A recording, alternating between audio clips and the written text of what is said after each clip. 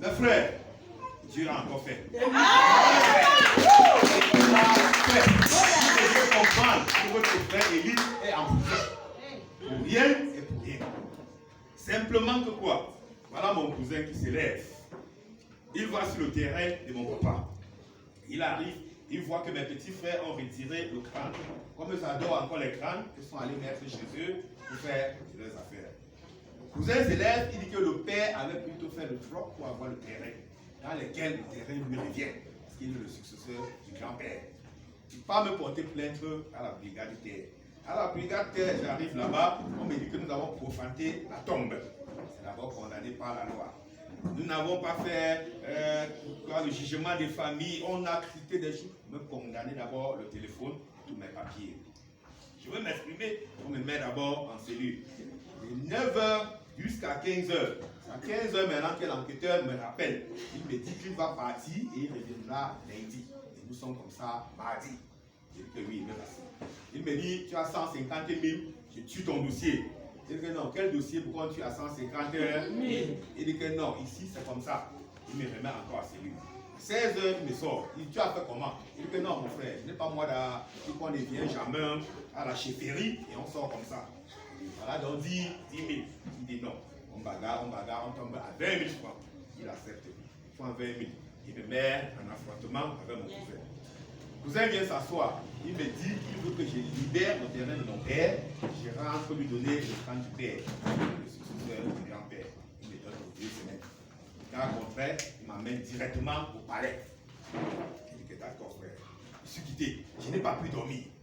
Réfléchi fatigué. Le lendemain, mercredi, je me lève. Quand j'ai réfléchi qu'il fallait que j'aille aussi à la PJ, lui porter plainte. On soit vraiment clair aussi à cette affaire. C'est là où papa m'appelle quand j'étais à la PJ. Papa me dit, Élie, c'est comment? Il dit, papa, je suis dans les situations. Il essaie si je veux monter ou je veux descendre. Papa dit non. Dieu a déjà tranché à ta faveur. Amen. N'aie pas peur. N'aie pas peur. Et je suis arrivé à la PJ, je garde le véhicule, une roue tombe directement au sol. Et comment la roue s'est accusée? Ça veut dire qu'il veut donc aller ici. Je demande la roue, je ne vais pas donner chez le colleur. Je viens, je monte voir le commissaire. Comme papa m'avait déjà dit, Élie, n'aie pas peur. Je suis revenu sur terre parce que je marchais toujours avec la peur. Pourquoi? Parce que ce garçon avait pris 2 personnes qu'il a payées pour venir à la brigade terre m'appuyer. On ne comprenait plus moi. On me donnait des questions à gauche, à droite. Finalement, tu connais lesquelles questions tu dois prendre. Quand donc je monte voir le commissaire lui pose des questions, il répond. Le commissaire lui dit, est-ce que c'est normal que je t'invite, toi mon ami, et viens au deuil de ma femme? On arrive au deuil de ma femme, tu pleures encore le deuil de ma femme, tu veux quoi? Te marier? Tu es le cousin d'Élie. Tu fais quoi sur le terrain de son père?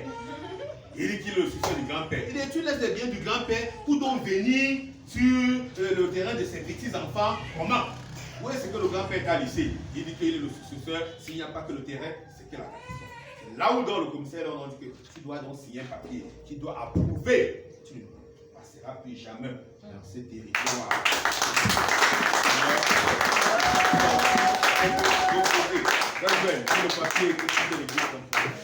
Amen. Amen.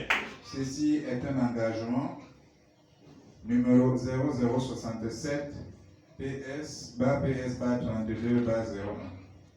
Nous, Huiché Joseph, c'est lui, né le 20 avril 1971 à Balin, de Déné Gabriel et de Marco Véronique.